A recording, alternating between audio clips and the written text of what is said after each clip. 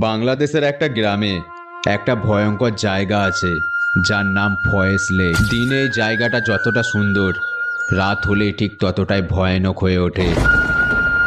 ওখানকার লোকেরা বলে ফয়েজ লেকের কাছে পুরনো ব্রিজে মাঝে মাঝে কোনো অশুভ ঘটনা ঘটে।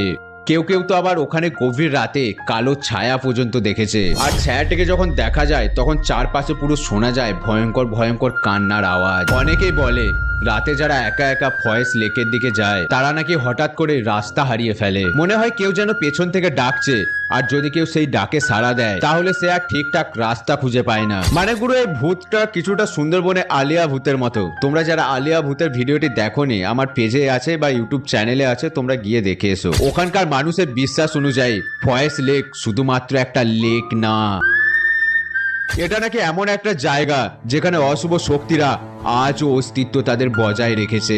আমার যে সমস্ত